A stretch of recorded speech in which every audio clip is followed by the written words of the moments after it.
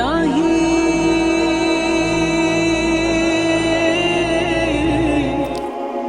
دوسرا نظریہ، عدم تحفظ اور عدم عدالت۔ پردے کے ظہور کا ایک اور سبب عدم تحفظ بیان کیا گیا ہے۔ زمانہ قدیم میں ناانصافی اور عدم تحفظ کے واقعات کی بھرمار تھی۔ لوگوں کی جان، مال اور ناموس طاقتوروں سے محفوظ نہیں تھی۔ صاحبان دولت اپنی دولت کو زیر زمین دفن کرنے پر مجبور تھے۔ خزانوں کے محفوظ رہنے کا سبب یہ تھا کہ صاحبان ثروت اپنے دفینے کا پتہ اس خوف سے اپنے بچوں تک کو نہیں دیتے تھے کہ کہیں ان کا راز بچوں کے ذریعے کھل نہ جائے۔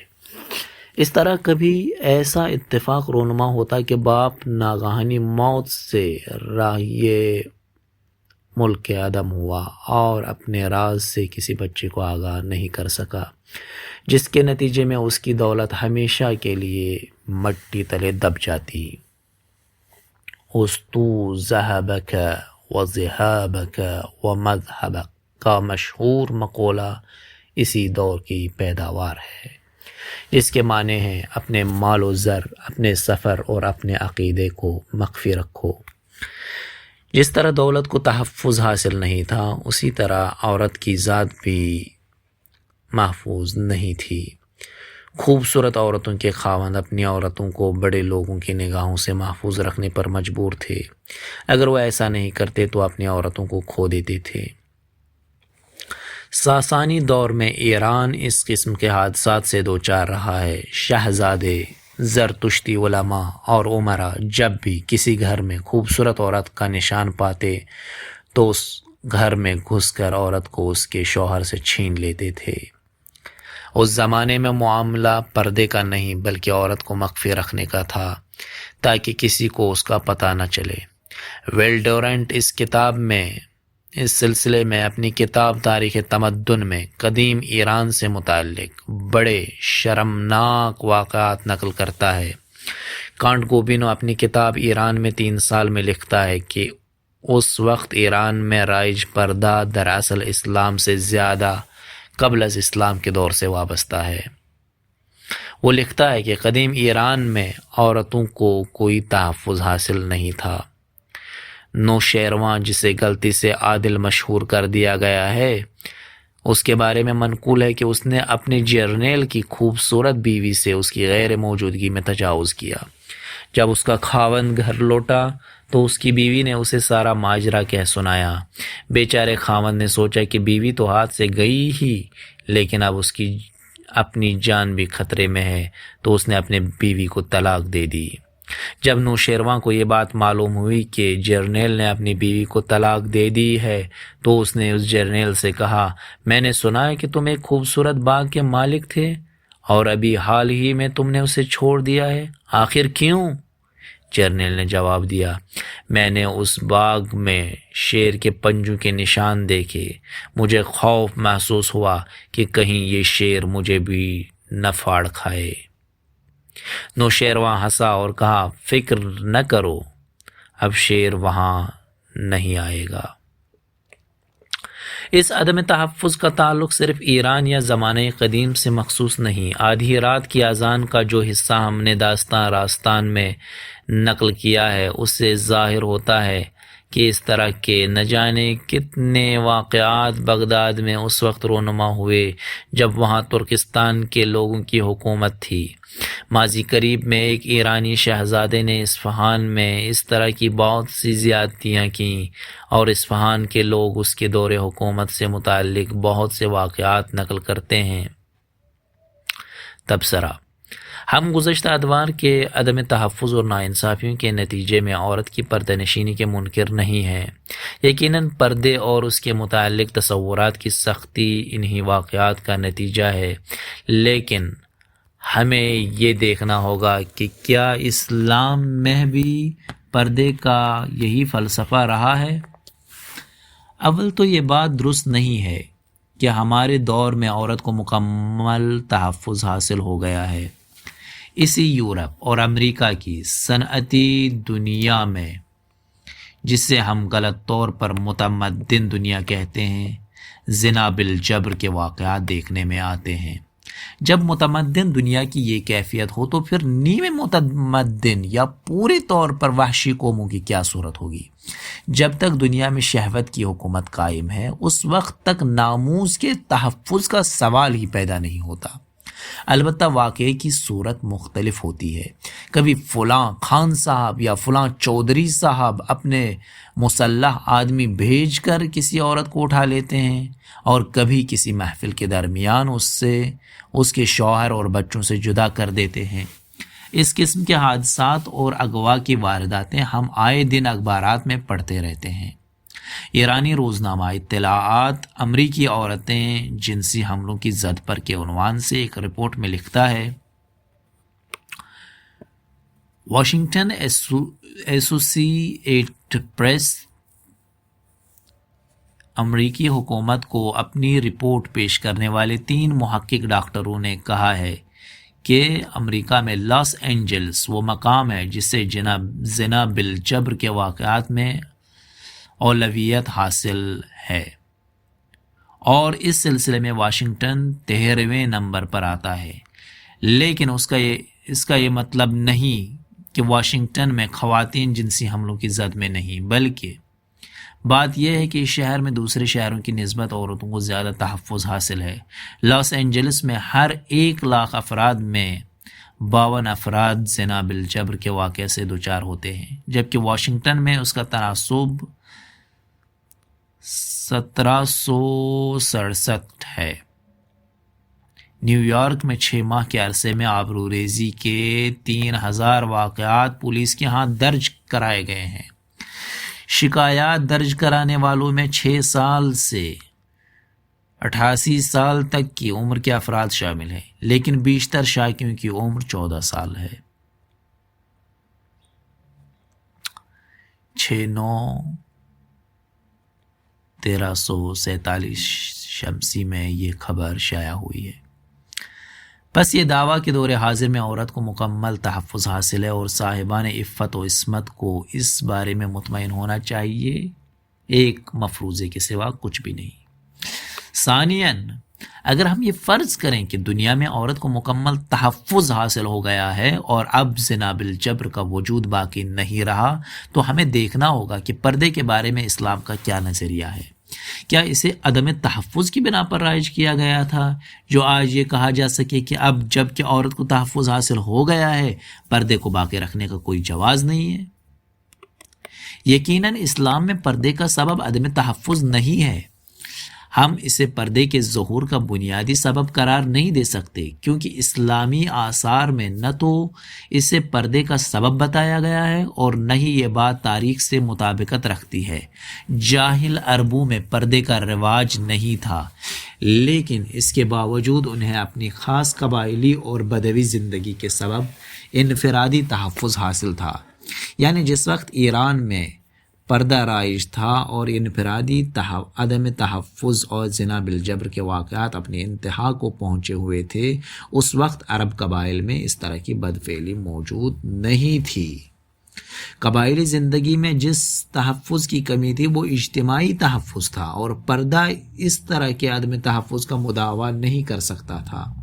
ایک قبیلہ دوسرے قبیلے پر شب خون مارتا اور جو کچھ ہاتھ لگتا لے جاتا۔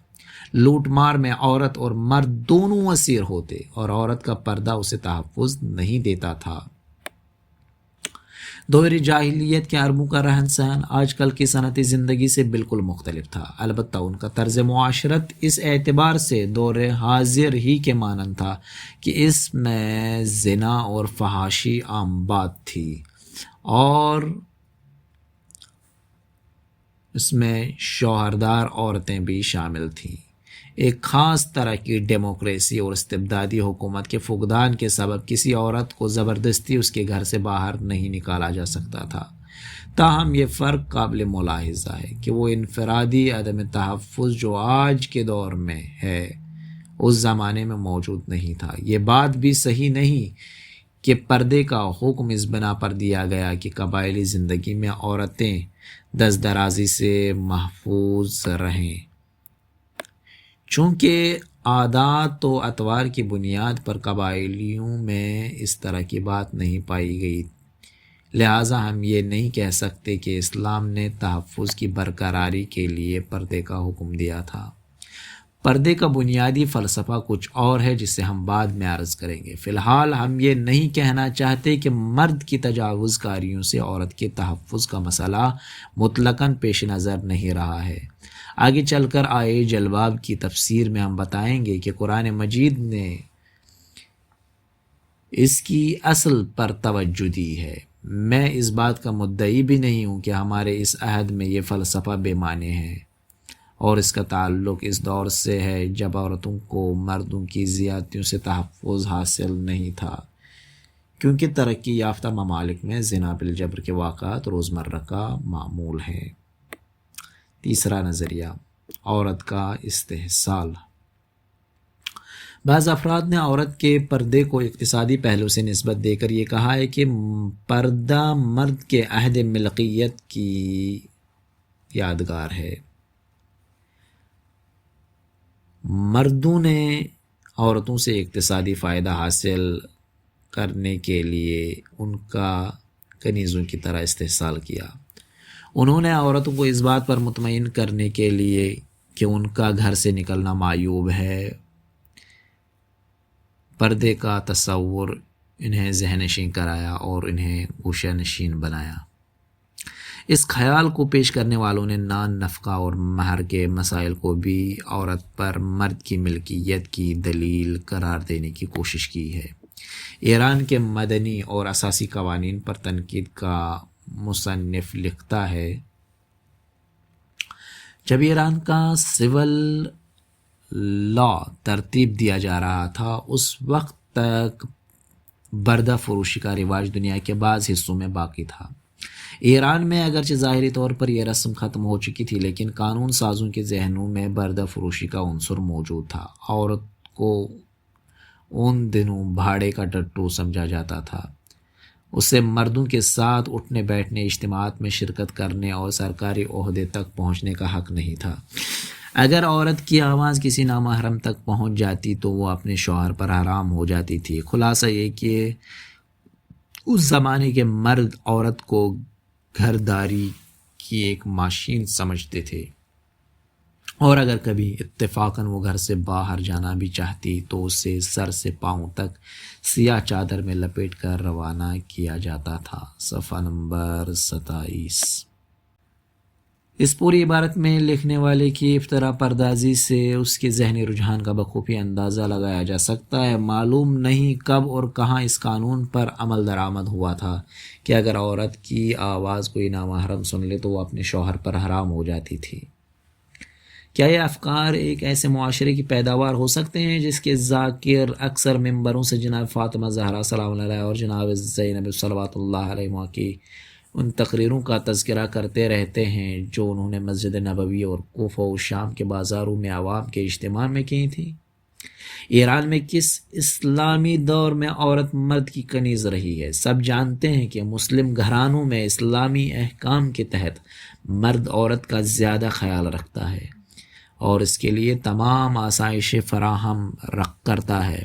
عورت ان گھروں میں ظلم و زیادتی اور تحقیر و اہانت کا شکار رہی ہے جہاں روح اسلام کا فقدان تھا یا اس سے وابستگی کمزور تھی۔ کتنی عجیب بات ہے کہ مصنف مذکور کہتا ہے عورت کو مردوں کے ساتھ نشست و برخاست کا حق نہیں تھا۔ میں کہتا ہوں کہ اس کے برعکس صاف ستھرے اسلامی ماحول میں مرد کو یہ حق حاصل نہیں کہ وہ غیر عورت کے ساتھ اپنی بیٹھک جمائے۔ مرد ہمیشہ عورت کو لذت دید اور شاد کامی کا ذریعہ قرار دینے میں حریص ہوتا ہے۔ فطرتاً مرد چاہتا ہے کہ اس کے اور عورت کے درمیان کوئی حجاب حائل نہ ہو، اور جہاں کہیں حجاب برطرف ہوا وہاں مرد کی جیت اور عورت کی ہار مسلم ہے۔ آج آزادی اور مساوی حقوق کے خوبصورت نعروں سے مرد عورتوں کو اپنا گھٹیا مقاصد کی تکمیل کے لیے استعمال کر رہا ہے۔ عورت کی اسیری کو ہر کھلی آنکھ دیکھ رہی ہے۔ مرد مادی فوائد کی خاطر عورت کو اپنی مصنوعات کی تشہیر اور اپنے تجارتی مراکز میں ماڈل کے طور پر پیش کر رہا ہے، اور عورت اپنی شرافت اور عفت چند ٹکوں کی عوض کھلے عام نیلام کر رہی ہے۔ اس طرح کی نشست و برخاست کا مقصد جس کی مصنف اس کے ہم خیال افراد کو تمنا ہے سوائے مرد کی منفعت جوئی کے اور کچھ بھی نہیں۔ سب جانتے ہیں کہ ایسا صاف ستھرے ماحول میں عورتوں کو نشست و برخاست سے اسلامی معاشرے نے منع کیا ہے جہاں مرد کی عورت سے مادی غرض وابستہ ہو۔ اس کتاب کی مصنف نے سماجی علوم کے اعتبار سے عورت اور مرد کے باہمی تعلقات کی تاریخ کو 4 ادوار میں تقسیم کیا ہے۔ پہلا دور اشتراک کا دور، جس میں مرد اور عورت بغیر کسی قید و شرط کے آپس میں میل ملاپ رکھتے تھے۔ اس دور میں بنیادی طور پر گھریلو زندگی کا تصور موجود نہیں تھا۔ دوسرا دور مرد کی حاکمیت کا دور، جہاں اس کو عورت پر غلبہ حاصل تھا اور وہ اسے اپنی ملکیت سمجھتا تھا۔ اس نے عورت کو محض ایک فرمانبردار کنیز کی صورت دے رکھی تھی اور پردہ اسی دور کی یادگار ہے۔ تیسرا دور عورت کی جد و جہد کا دور، اس دور میں عورتیں مردوں کی زیادتیوں سے تنگ آ کر ان کے مظالم کے خلاف اٹھ کھڑی ہوئیں، اور جب ان پر یہ بات واضح ہو گئی کہ مردوں کی سخت گیر طبیعت اتنی آسانی سے انہیں حقوق دینے کے لیے تیار نہیں، تو انہوں نے اپنے حقوق کو منوانے کے لیے مردوں کے خلاف بتدریج مہم چلائی۔ اسی طرح تنظیموں کا قیام عمل میں آیا جس نے تقریروں اور دیگر ذرائع سے مردوں کا مقابلہ کیا۔ ضمناً جب انہیں یہ بات معلوم ہوئی کہ مردوں کی منہ زوری اس غیر صحت مندانہ تربیت کا نتیجہ ہے جو انہیں بچپن میں اور خاص طور پر لڑکوں اور لڑکیوں کے درمیان ترجیحی روش سے حاصل ہوئی ہے، تو انہوں نے تعلیم و تربیت کے عمومی نقائص کو دور کرنے کی طرف توجہ دی۔ چوتھا دور مرد اور عورت کی برابری کا دور ہے، جو پہلے دور سے بالکل ملتا جلتا ہے۔ یہ دور 19ویں صدی کے اواخر سے شروع ہوا ہے اور ابھی تک اس سے ہمہ گیری حاصل نہیں ہوئی ہے۔ اس منطق کی روح سے عورت کا پردہ مرد کے ہاتھوں عورت کی اسیری سے عبارت ہے۔ اس اسیری کا سبب یہ ہے کہ مرد عورت سے زیادہ اقتصادی فوائد حاصل کرنا چاہتا ہے۔ تبصرہ مصنف کی طرف سے ان 4 ادوار میں عورت اور مرد کے روابط کی تاریخی تقسیم اس ناکام تقلید کا نتیجہ ہے جسے کمیونزم کے پیروکاروں نے اقتصادی عوامل کو سامنے رکھتے ہوئے پیش کیا ہے۔ یہ موضوع ان کے نزدیک تمام اجتماعی امور کا سنگ بنیاد ہے۔ ان کا کہنا ہے کہ انسان کے 4 تاریخی ادوار اشتراک، طوائف الملوکی، سرمایہ داری، اشتراک میں سے اشتراک کا پہلا دور اور اشتراک کا دوسرا دور مکمل مشابہت رکھتا ہے۔